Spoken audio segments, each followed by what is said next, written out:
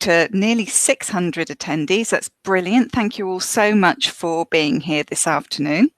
My name is Rachael Roberts, and I'm a teacher trainer and materials writer. And among other titles, I'm one of the authors of Pearson's new upper secondary series, High Note. I'm also a qualified life coach, so that puts me in a good position to work on the life skills and career skills which are embedded in the High Note series. So in this session, I'm going to be looking at communication skills, what they are, how they can help our students in their current lives and studies, and looking forward to their careers. There will be a few examples from High Note and also other activities, and I'm hoping to give you plenty of practical ideas that you can use in the classroom to help your students develop their communication skills. So just a little bit of housekeeping before we start. So this webinar will be recorded, and the link to the recording and your certificates will be sent out to all attendees within 2 weeks after the event. If you have any other questions about certificates or the recording, could you put them into the chat box, and somebody from the Pearson team will be able to get back to you about that. Because I probably won't know the answer because I'm just an author. So, okay, a quick quiz then to warm you up. You can put your answers in the chat box. So, who are these people and what do they have in common? Right, so put what you think in the chat box.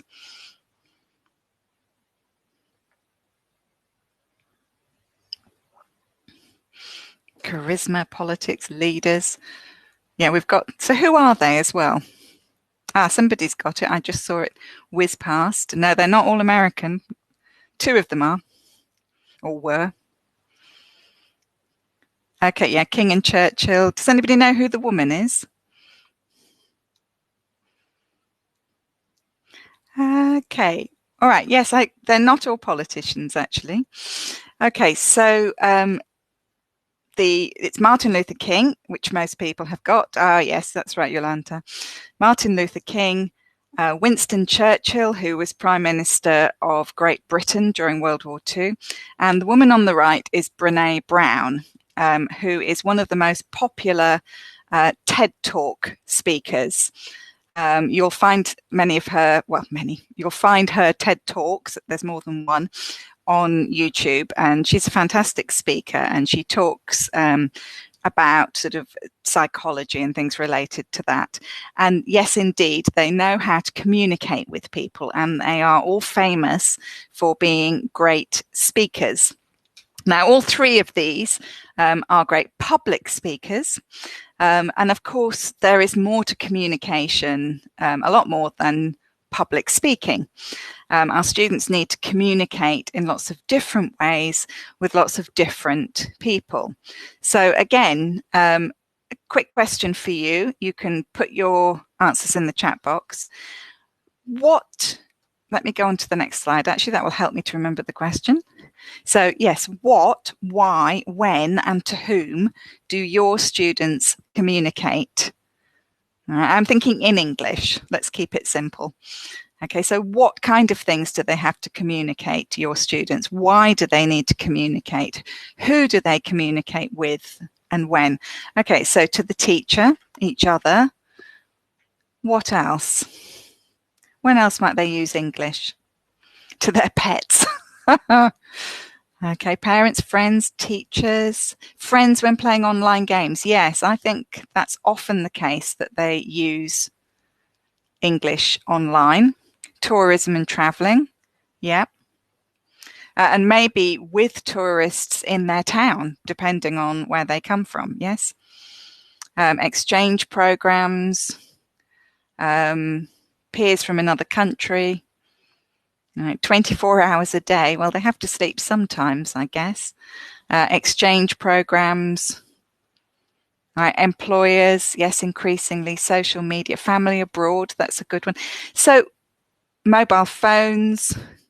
So we've got a great variety here of reasons for students to communicate. Yes, telephones don't look like this anymore, I know, but it's a nice image. So communication has changed, hasn't it, since the time of this telephone.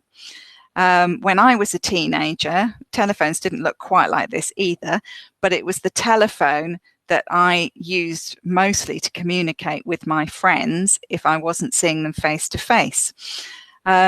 Teenagers still use telephones, but they use them in a slightly different way.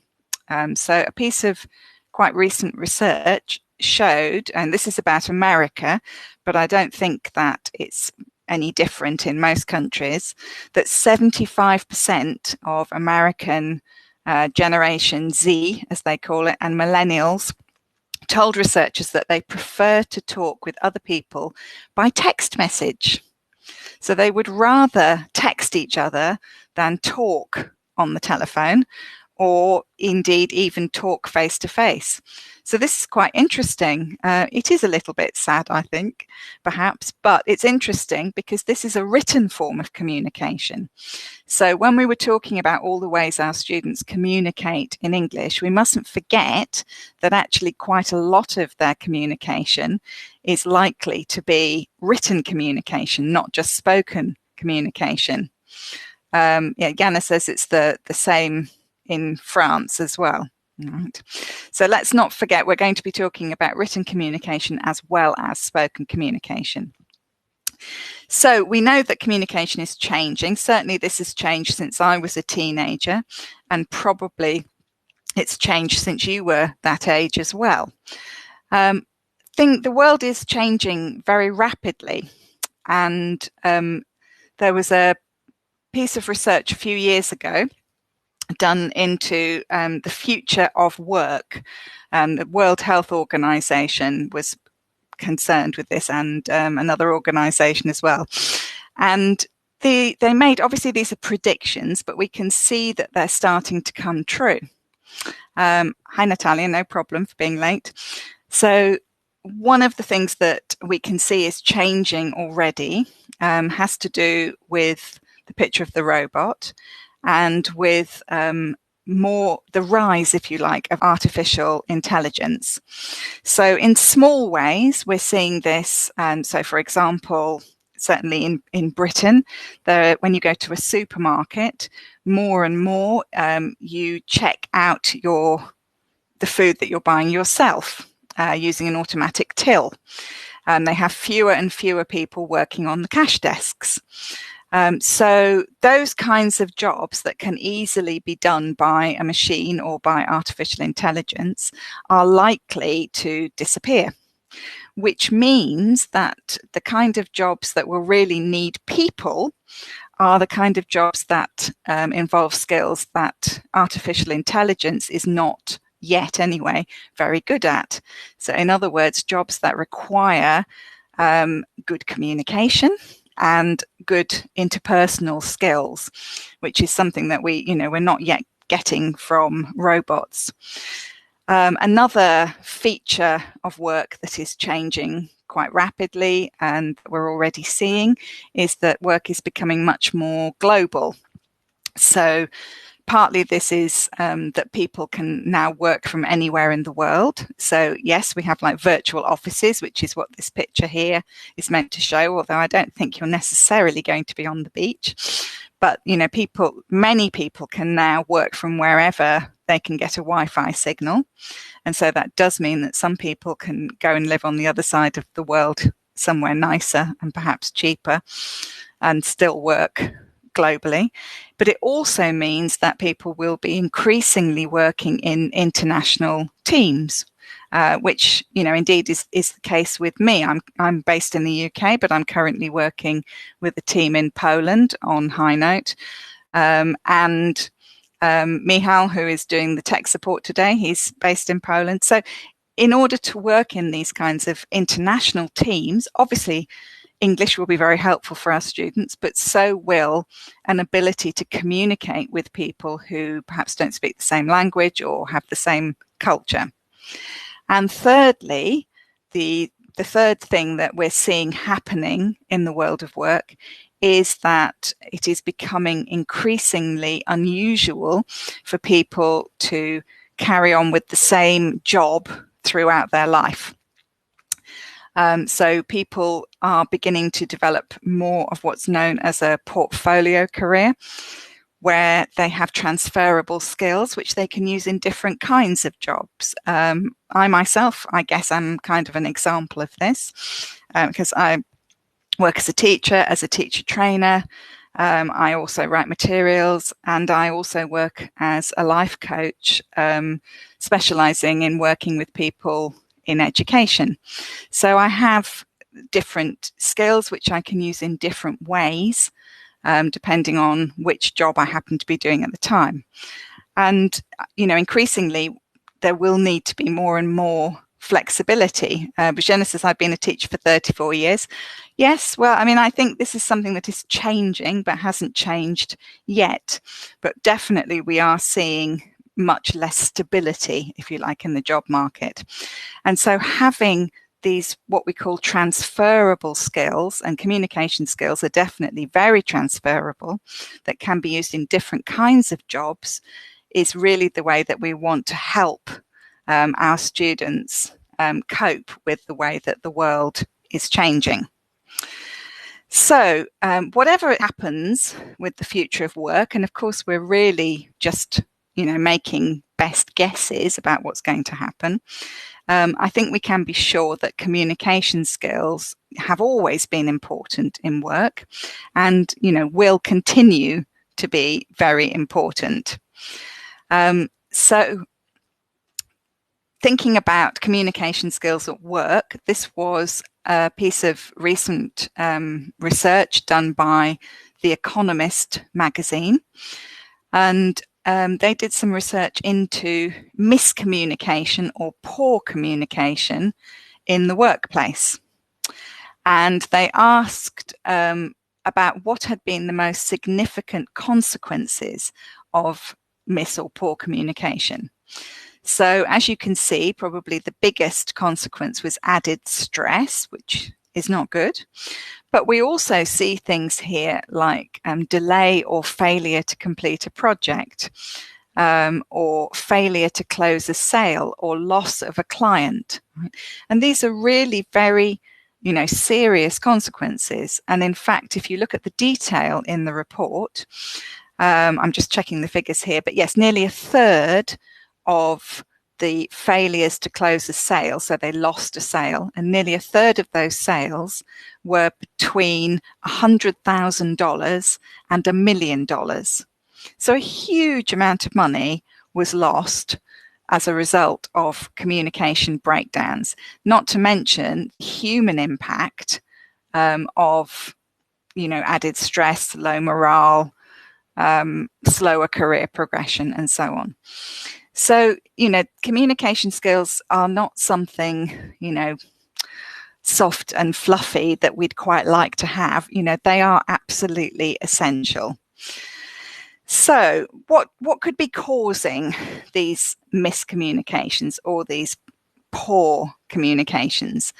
So yes, as Jana mentions, it could be cultural. That's certainly part of it. It could be cultural in the sense of like different age groups. We talked about how the younger generations tend to use text messaging more than email, for example. So that can sometimes lead to miscommunication in the workplace.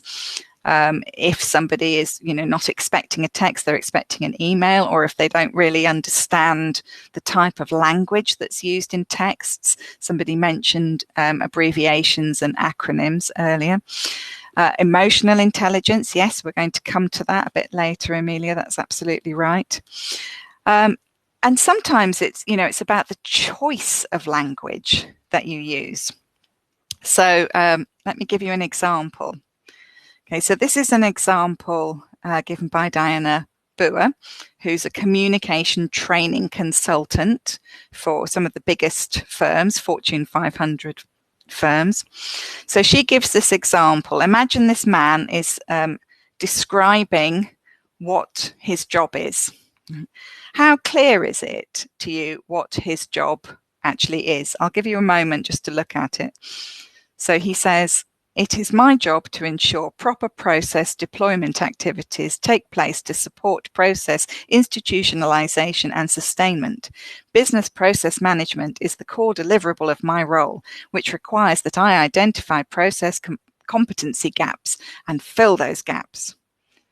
Now, I don't know about you, those of you who aren't sharing how many years you've been teaching still, I don't know about you, but I find that, yes, exactly what. It's incomprehensible. All right. I don't understand what he's talking about. All right. Clear only if you're deeply motivated to understand him. All right. It's extremely hard to understand. All right. And all he is actually trying to say, says Diana, is this. That's it. Right. All he's actually saying is that he's the training director. All right. So if we look back, all right, it becomes slightly clearer. All right, so he's identifying process competency gaps. So in other words, he's identifying what they can't do and helping them. All right. Those who cannot teach, train, charming. Okay, so, but the point that she's making is that often people use language in a way which is the absolute opposite of communicating clearly. And sometimes people do it because they actually want to confuse others and they want to kind of come across as being, you know, much more intelligent or having a much more important job.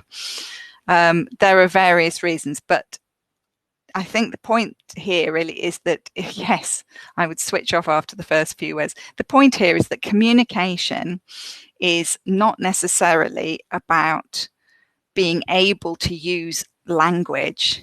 It's about how you choose to use that language in order to get the message across.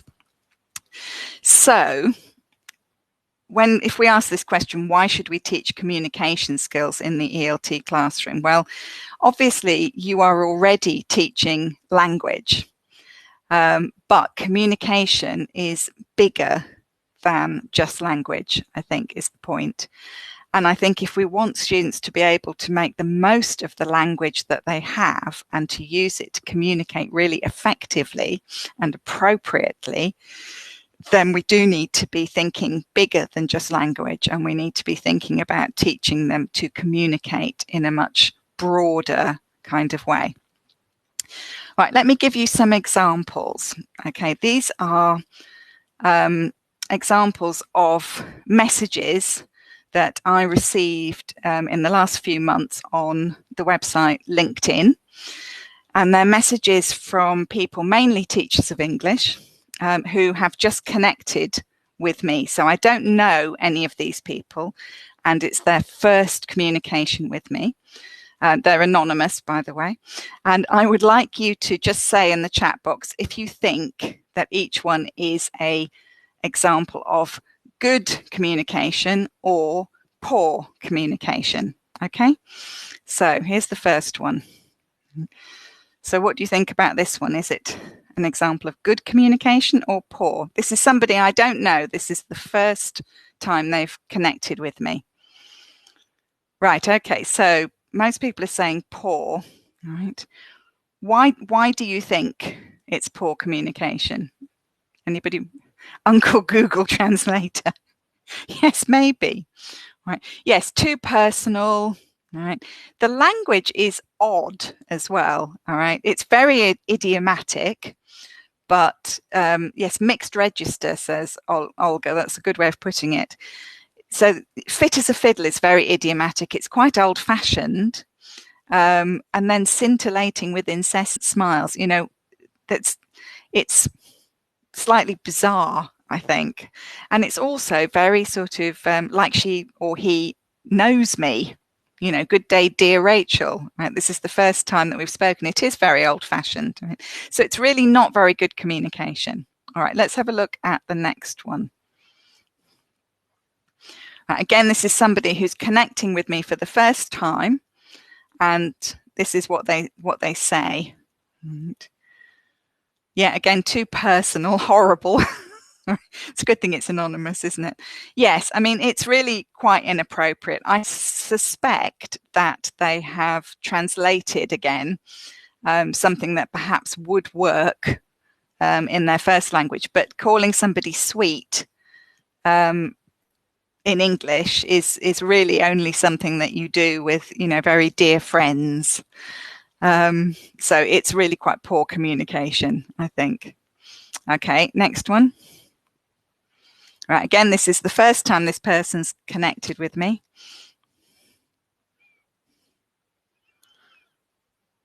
Well, yeah, it is quite funny, but I don't think it's meant to be. Yes, okay, the wrong question, indeed. I mean, the the English here is actually okay. I mean, we don't normally address a teacher as teacher in English, but grammatically it's okay, but except there's no question mark, that's true, but it's totally inappropriate to start by asking me how I can help them when it's them who contacted me. Right? So yes, I think it probably is culturally bound. However, this really isn't the way to get somebody to help you. It comes across as quite rude, even if it wasn't intended that way. Right. Okay, one more. What do you think about this one?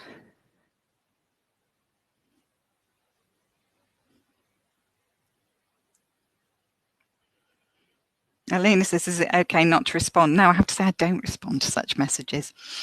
Right, okay, this one I think is absolutely fine. And indeed, I did respond to this one and I did help them with the survey, even though this was somebody that I had no previous relationship with, because the communication was good. It was appropriate. It was polite. So this, I think, is an example of good communication. So yes, I think possibly somebody says it's a bit forward. I think, possibly you could build up a bit more of a relationship before you ask a favor, but because they put it in such a nice way, it was fine. Now, before anybody, assumes that I'm only talking about poor communication by people where English is not their first language, I'm not. We saw previously the example of the training manager who was using language poorly to communicate. And here is another example. This comes from the Guardian website. And these are 3 examples of messages, emails from students at university to their university lecturer or tutor. Right. So do you think these are appropriate? Amelia says, my students. All right. No, I mean, really, it's not appropriate, all right, for communicating with your university professor, all right, partly because it's too informal, right, and it's treating them like they're one of their friends, partly because of the situation, because they're actually emailing to apologize for not coming to an appointment. So in that context, it's not just about the relationship between the student and the lecturer, it's about the fact that they are apologizing, so that it should be being more sort of formal and more polite than normal. Right? Yes, too childish, no respect. Yes, so as you can see, well, it's slightly run over, but the title of this article was, I'm not LMAO, which is shortening for, I can't remember what it's for, but it's basically laughing at ridiculous emails from my students. So it was an article by a lecturer complaining about the poor communication from his students. And as Yana says, that's the trouble with texting and not face-to-face interaction. So British students also are not necessarily very good at appropriate. Oh, okay. Thank you for that. Yes, I don't know. It could be. Laughing my arse off. Yes, it could easily be that. But British students are also not necessarily able to communicate appropriately. And so this is something that, we have to teach them, because if they're going to be sending messages like this to their boss in the future, it's not going to go down very well. Marta says young people lack good manners. Well, I think they may not realise how inappropriate it is. They may just think that, this is okay. And therefore, they do need to learn about how to communicate more appropriately. So communication skills is something that is actually quite difficult, I think, to pin down exactly what they are. So I was quite pleased when I came across this, which is a framework that has been developed between Cambridge University and an organisation called Voice 21. And, this is not an ELT framework, but I think it works quite well for us. So they divide oracy, as they call it, into 4 strands. So there's linguistic, which is something that we're all quite familiar with, cognitive, physical, and social and emotional. So I'm going to look at each of these in turn and look at some examples of activities that we could use in the classroom to help develop them.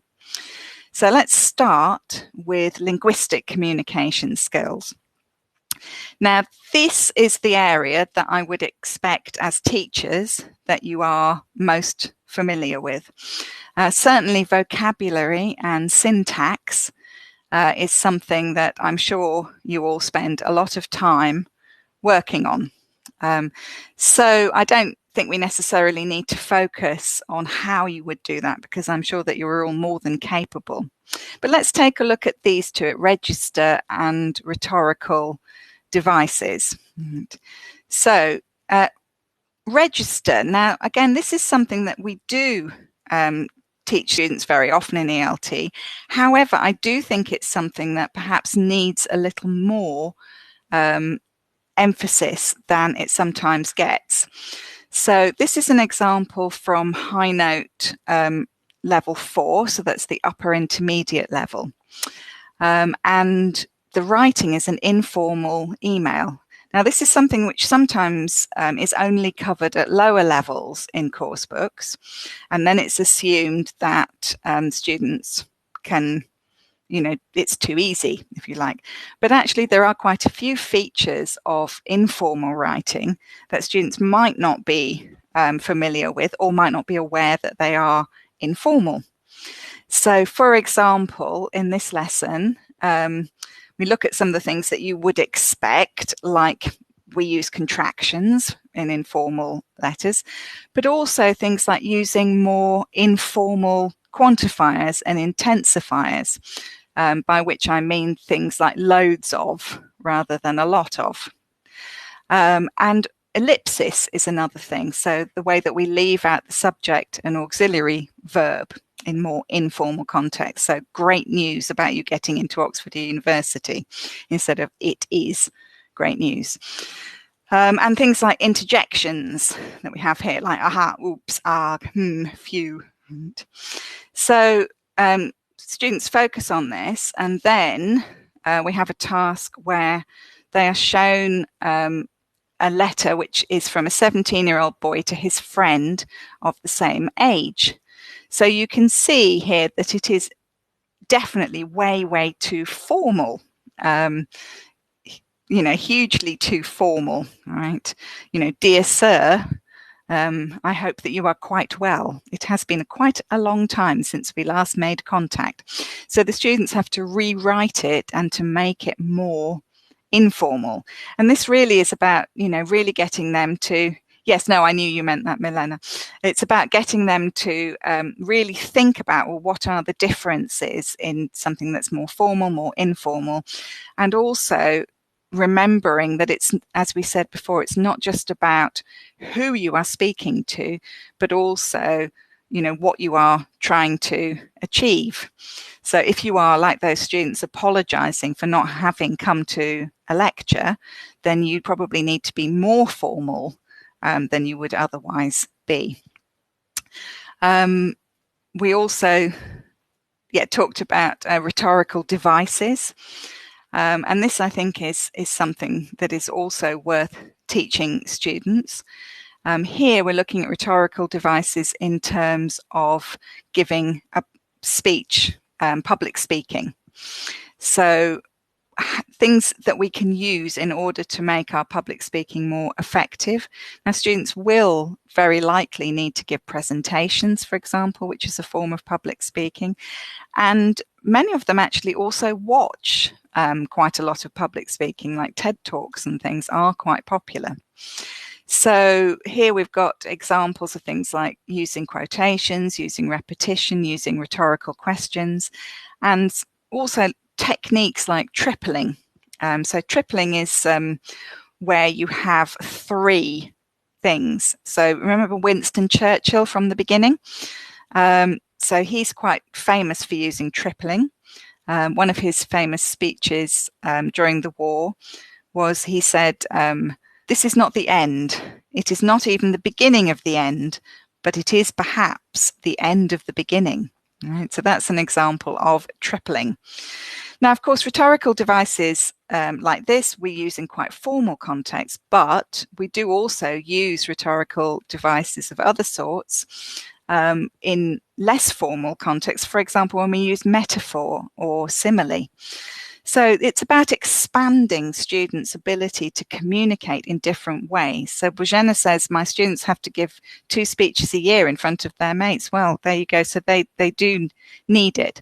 But we need to help them to have that real sort of flexibility, I think, so that they can present, they can have more informal conversations, and they know the difference between them. Okay, so moving on to cognitive communication skills. So these are also probably quite familiar for you as language teachers. But we do need to remember the importance of these and not overlook them and only think about language like grammar and vocabulary, because it's very easy for teachers, I think, to over-focus on language and perhaps not think enough about the content or the organization. So let me show you an example.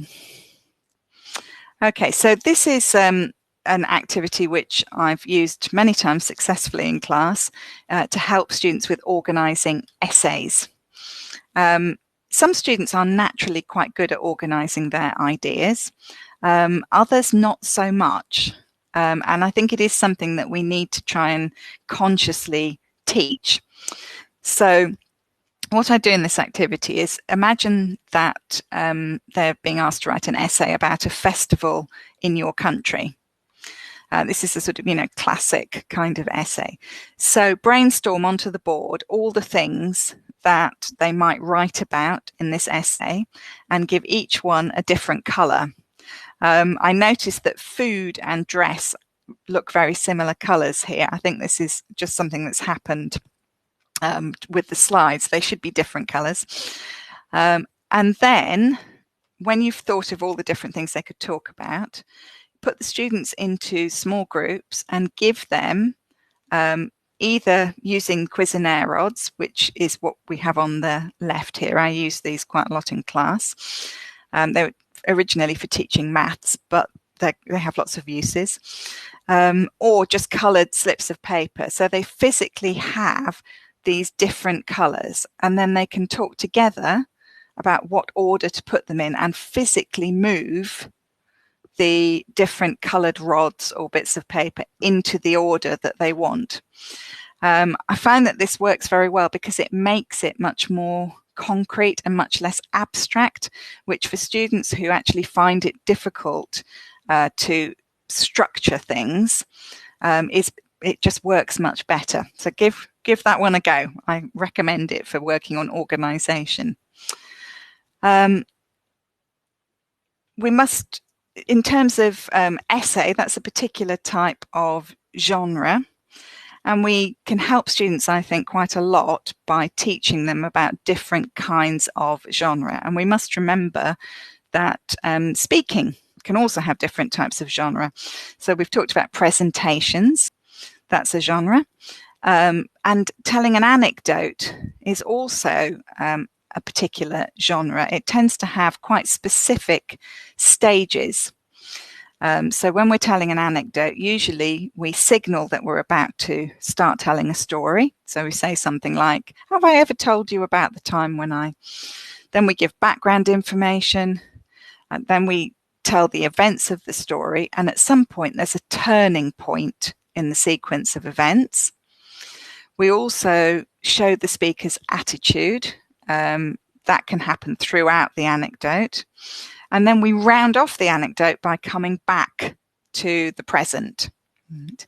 So if we can teach students this particular format, if you like, or this genre, that will help them then to master, if you like, another form of communication.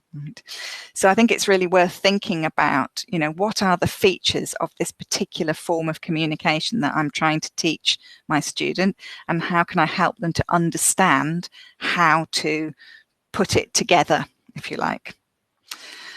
Okay, another thing that was mentioned in the 4 strands under cognitive skills was clarification, right? Asking for clarification. This is quite an important skill for our students, and it is something I think that's worth practicing. I've got a picture of an alien here because this is quite a nice activity that you can do with students. So using a picture, maybe something like the picture of the cookies that we've got here on the previous page, put students in pairs, and one of them pretends to be an alien who understands absolutely nothing about our world. So the first student has to tell the alien about the cookies, and the alien asks for clarification all the time. So these are chocolate cookies. The alien asks, I'm sorry, I'm not quite following you.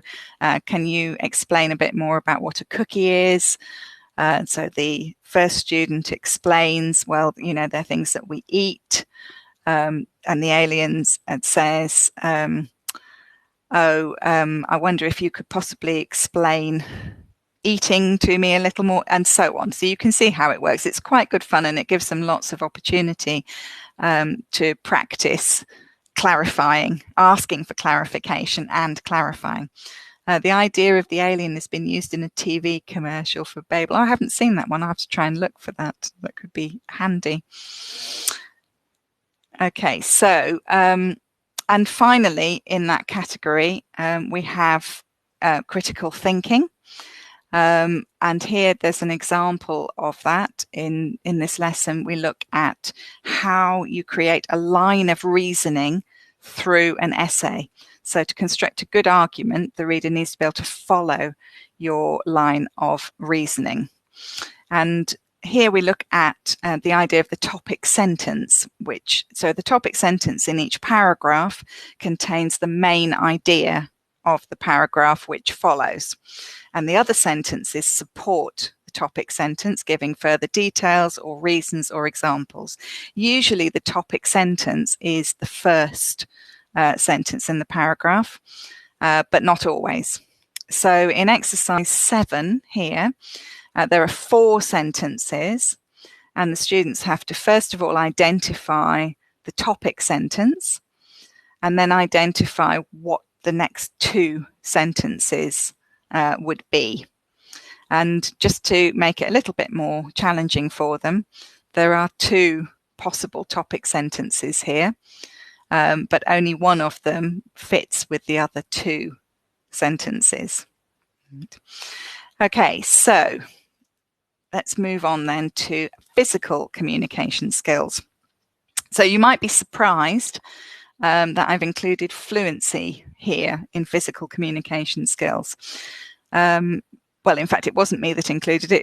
It was Voice 21, but I think it does belong here because fluency really is about getting our tongues around language so that we're not hesitating. And how do we become more fluent? Basically, in any language, native speakers of any language become more fluent by using chunks of language. So we kind of skip from one chunk of language to the next. And the way that we learn these chunks of language and get to use them fluently is really through using them a lot of times. So we know that practice, repetition and rehearsal is a great way to become fluent. I think, drilling language can be very helpful. And I also use an activity called 4-3-2 quite a lot. This was something that was created by Paul Nation. And it's very simple. Essentially, what you do is you get the students, you give them a topic, which should be something that is quite familiar and that they don't have to think about too much. So it might be talk about a member of your family or talk about the holiday that you've just had. And they have to talk to a partner about this topic without interruption. So just one student talking for 4 minutes. And then they have a second different partner and they talk about the same topic again, but this time for 3 minutes. And having less time means that they need to become that little bit more polished and that little bit faster. And then they repeat again the task for 2 minutes. And over that process, just in the way that you have an favorite anecdote that you tell people a lot, it becomes more and more fluent and polished. They will find that their speaking gets better and better. So this works very well in groups of 4. Because obviously then each of them gets to talk to a different student each time. And this is something, Paul Nation suggests doing this in every class that you have. And I think definitely if you do it regularly, you will see fluency improve in your students. And of course, related to this is pronunciation. Now, I'm sure you're aware that particularly in English, words run together in the stream of speech. Yes, so tongue twisters is mentioned there. But this is a really nice activity. It comes from the Book of Pronunciation, which helps students to realise how in English words run together. Right. So just take a moment and try reading these sets of pairs of words aloud. What do you notice? What else are you saying? Right. So just try reading them aloud. Nobody can hear you. So what about the first one? Try reading it aloud. What do you hear? Yes, exactly. Right. So find out sounds exactly the same as find out, as in find out the name. Right. A name. So a name sounds exactly the same as an aim. All right, exactly. Because word boundaries in English, particularly, all right, are quite fluid because we bring words together. So grey day, as in the weather, all right, it is a grey day. Or I'm ill, I feel sick.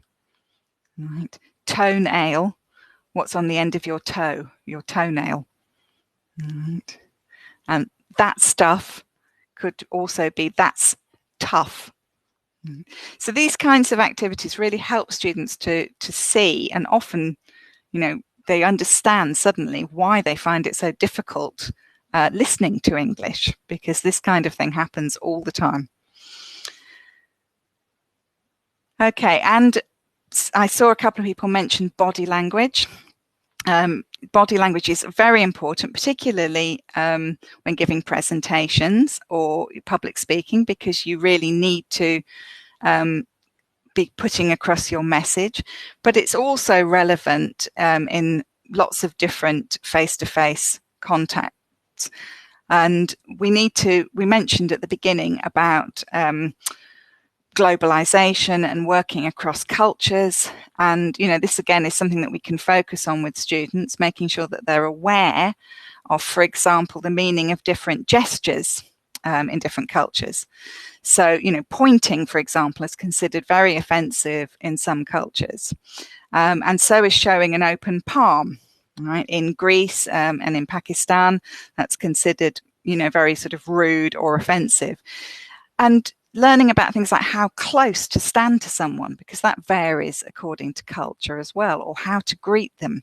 So these are all factors in terms of communication. Okay, so last but not least, social and emotional communication skills. These skills here, so working with others, turn-taking, active listening, that means really listening to people, not just pretending to listen or thinking about what you're going to say next. Self-confidence, being aware of the audience. These are all skills which clearly are going to be very important to our students in their future careers, but they're also very important to them now in their studies and also in their relationships with others. So a few ideas for how we can work on these. So we can consciously focus on these kinds of topics. So this is a lesson which is about emotional intelligence. And they listen to an interview with an expert. They learn about what emotional intelligence is. And they also learn about how they might apply this to their life. So we can consciously focus on it. We can also embed these kinds of skills into what we're doing anyway. So, we often have group discussions, for example. And during group discussions, we can see that sometimes, some people are not really participating or some people are dominating. So rather than just kind of, ignoring this, we can get the students to actually really look at it and to evaluate themselves within the group discussion. So this is based on an idea from classroom dynamics, where it's like a sort of questionnaire. So you carry out a group discussion, you get students to think about and discuss their contribution, and then you get them to do a further discussion and see whether they can make it go better the second time. Right. Okay, so finally then, right, thinking about self-confidence. This is a very nice activity, which, is something which I use in my life coaching work, but works very nicely with students. You can get them to do it in English. So you get them to, every day, they need to write down 3 compliments. So this could be compliments that somebody else has given them about something that they did well, or it could be compliments that they give to themselves about something they feel pleased about that day. But they need to write down 3 every day. And this has been shown to have a really very positive effect on students' self-esteem and confidence, as well, of course, being some practice in English. So just to finish up then, I have this quote, which says, "Good communication is the bridge between confusion and clarity." So communication, I think, is vital if we want clarity, if we want to have good relations with people. And I really do believe that it's something that we need to be consciously focusing on in our class. So thank you very much. I'm just going to tell you a little bit more about the upcoming webinars. If you have any questions, you can just pop them in the chat box and I'll try and get to them if they don't whiz past too quickly. So these are the upcoming webinars that I'm going to be doing over the rest of this month and into March. So we're looking at planning, prioritizing and organizing skills, decision making, leadership skills, teamwork skills. There are also other materials available for you around these career skills. So there are some training videos for you as teachers, some training videos for students. I'm going to be writing blog posts, that too I've written already, classroom resources and an overall guide. And you can find all of these at english.com experiences. And last but not least, there are also a set of webinars which are not aimed specifically at ELT, but if you're interested in this kind of thing, you might like to go to these as well. Thank you all very much. Big group. Just to go back, somebody was asking about should we tell students not to gesture. I think it's very difficult, as somebody said, you know, I mean, I use my hands quite a lot. It's very difficult to avoid, but awareness, I think, is the key thing. You know, being aware of what might be considered offensive and being sensitive to it is what I would say. I don't think I've seen any other questions, but it did all whiz past a bit quickly. Okay, the name of the course book, it's called High Note. It's an upper secondary course book.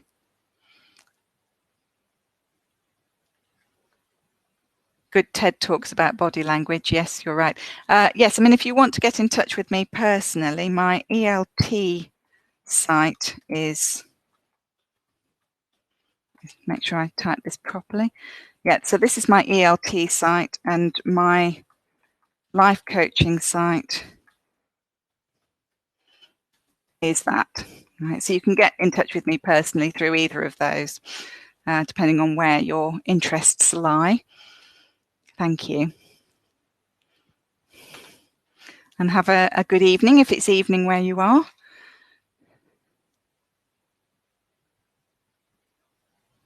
And I'll perhaps see you at the next webinar that I run next week.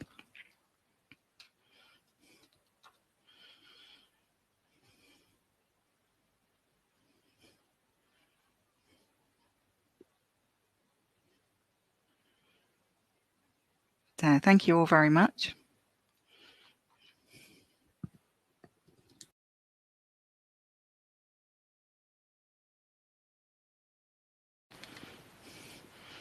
Yes, silence can be a way of communicating, I agree.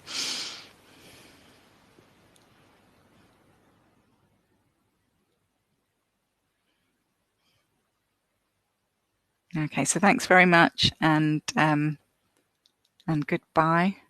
The coaching site is life-resourceful.com. It is all whizzing past very fast, isn't it?